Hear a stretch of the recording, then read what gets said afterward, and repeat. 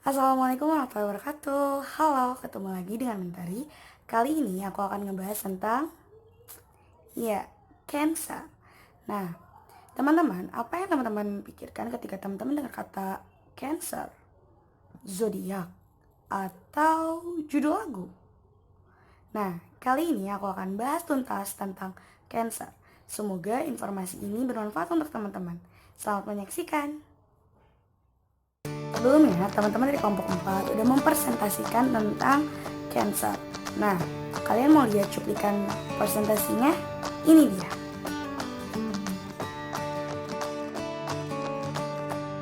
Ada kemoterapi yang udah kita tahu, misalnya kemoterapi itu merupakan suatu pengobatan di mana memasukkan obat-obat berpunya dengan dosis yang tinggi, fungsinya untuk membunuh sel kanker itu sendiri. Lalu menurut asal obat, untuk kimia dan mekanisme kerjanya, obat anti tumor atau anti kanker sendiri ada 7 golongan cadangan. Yang pertama ada aktivator, di mana obat anti kanker ini merupakan obat tertua. Lalu di mana obat aktivator sendiri mekanisme kerjanya dengan mengikat secara langsung ikatan protolen melalui gugus akil karena namanya aktivator masuk ke DNA. Jadi mekanisme kerjanya langsung masuk ke DNA dengan menggunakan gugus akil, nantinya dapat merusak dari si sel kanker itu sendiri sehingga tidak terjadi penyebaran atau penduplifikasian sel kanker lebih cepat. Lalu yang kedua ada antimetabolik, di mana obat antimetabolik yaitu obat yang mengusik metabolisme asam nukleat dengan mempengaruhi sintesis DNA dan ada makroprotein.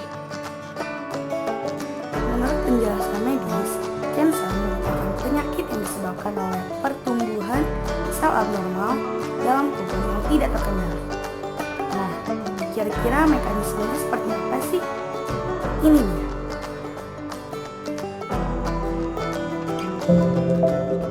At the simplest level, cancer or cancer cells are cells that have lost the ability to follow the normal control that the body exerts on all cells. In our body, we have billions and billions of cells, and they have different functions. It's a very complicated process under incredibly phenomenal control. And if something goes wrong and that control is lost, then particular cells escape the normal control mechanisms and they continue to grow and they may spread. That's what we call cancer. Those cells together, we would call that a tumor. Specifically, cancer is a malignant tumor, and we call it malignant because not only can it invade into adjacent organs, but unfortunately a cancer can spread to other tissues, and that can be life-threatening. Cancer can actually occur anywhere in the body because there are cells everywhere in the body. In women, one of the most common cancers, of course, is breast cancer, and in men, prostate cancer. And in both men and women, lung cancer and colon cancer are common cancers. It's important to understand that the cancer that occurs in one individual is very different than the cancer that occurs in another, just like those individuals are different. So a lung tumor in one person will be very different from a lung tumor in another person. Once the diagnosis of cancer is made, of course, the next obvious question is, what do you do?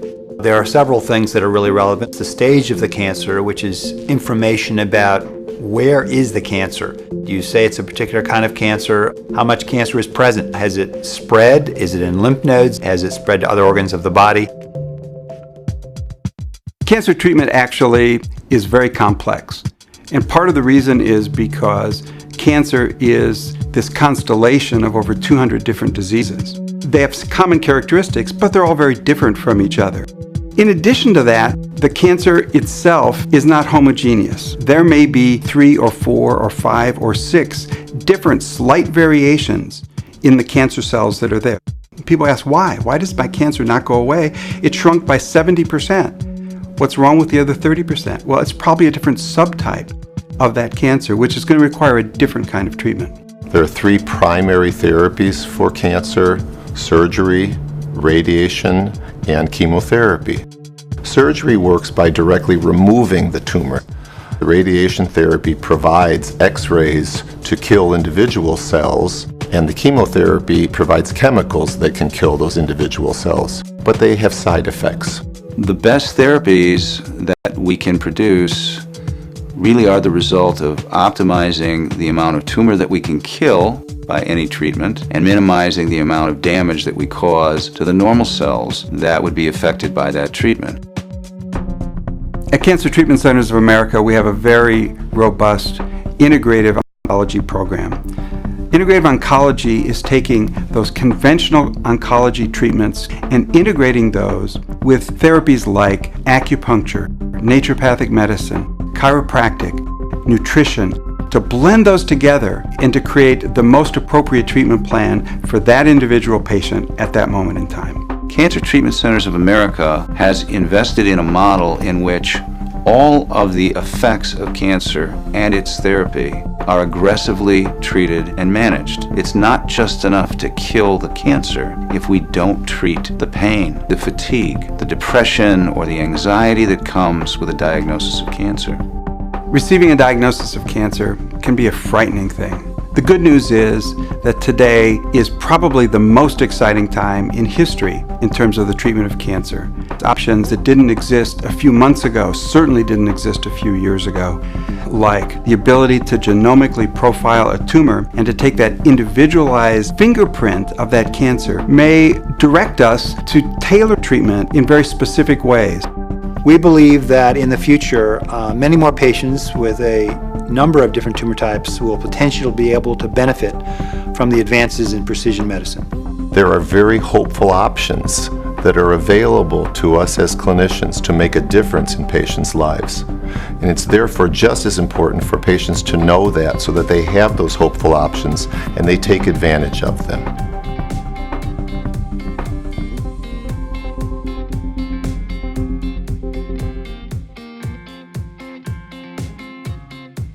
Penyebab terjadinya kanker dapat dipengaruhi oleh radiasi yang berlebih, paparan sinar matahari yang berlebih, riwayat keluarga, virus, dan zat karsinogen. Lalu, apa sih keterkaitannya kanker dengan bioteknologi? Ini dia penjelasan.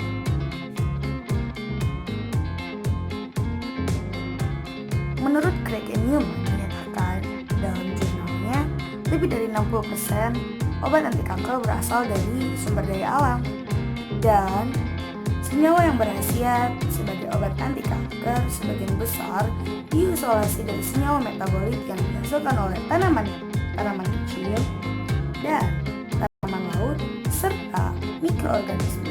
Jadi, secara tidak langsung terdapat mekanisme bioteknologi di dalam pembuatan obat anti kanker. Thank you for watching.